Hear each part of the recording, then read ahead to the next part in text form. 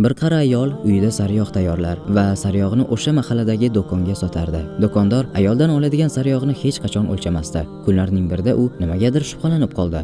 O'yladiki, men hech qachon bu ayoldan olgan sariyog'imni o'lchamaganman. Bugun shunday qilib ko'rishim kerak. O'lchaganida ko'rdiki, sariyog' kelishganidek 1 kilogramm emas, 900 gramm ekan. Savdogar bundan juda g'azablandi. Ertasi kuni ayol kelganida u o'z qarorini bildirdi. Men endi sizdan qaytib sariyog' olmayman. Meni shu darajada ahmoq deb o'yladingizmi? Uning gaplaridan kayfiyati tushgan ayol so'radi. Qanaqadir muammo bormi? Mendan nimadir ayb o'tdimi? Do'kon egasi aytdiki, siz menga sotayotgan sariyog' shu paytgacha 900 gramm bo'lgan ekan. Uyaling bu ishingizdan. Ayol shunday deb javob berdi. Janob, mening uyimda siznikidek tarozi yo'q. Men sizdan 1 kilogramm shakar olgandim.